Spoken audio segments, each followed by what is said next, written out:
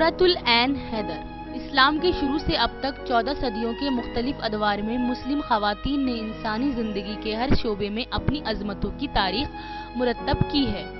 بر صغیر کی کوئی اور قوم یا زبان اس کا ثانی پیدا نہیں کر سکی۔ اردو کی اس عالی دانشور ادیبہ کی ہمسری کرنے والی کوئی خاتون 20ویں صدی میں دنیا کے سامنے نہیں آئی، جس کا نام ہے قرۃ العین حیدر۔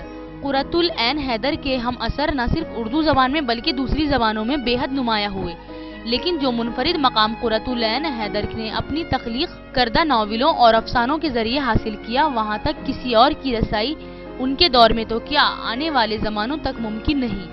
اردو زبان کی عظیم ناول نگار اور آفاقی شہرت کی مالک قرۃ العین حیدر کی پیدائش 20 جنوری 1927 کو علی گڑھ میں ہوئی۔ انہیں ادبی ذوق اور افسانہ نگاری کا شوق ایک طرح سے وراثت میں ملا تھا، کیونکہ ان کے والد سید سجاد حیدر یلدرم اور ان کی والدہ نظر سجاد دونوں ہی ممتاز نگاروں میں شمار ہوتے تھے۔ قرۃ العین حیدر مغربی یوپی کی ایک تعلیم یافتہ معزز زمیندار خاندان سے تعلق رکھتی تھیں۔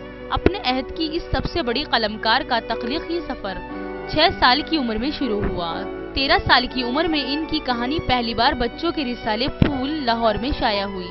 پہلا افسانہ 1942 میں اس وقت رسالہ ہمایوں لاہور میں چھپا جب وہ 18 سال کی تھی۔ 1947 میں ملک کی تقسیم کے المیہ نے ان کے حساس ذہن کو جھنجھوڑ کر رکھ دیا۔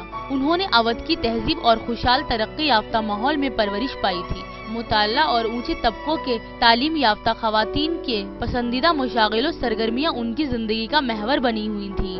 انہیں Sahitya academy award, Parvez Shahidi award, Padma Shri award, Ghalib award, Iqbal Samman, عالمی ایوارڈ وغیرہ اعزازات و انعامات سے نوازا گیا۔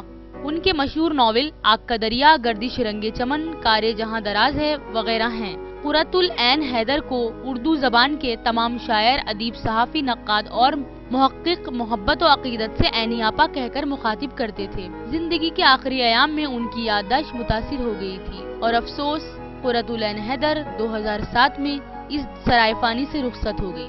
منصف ٹی وی کے لیے دہلی سے ماہرہ کی رپورٹ۔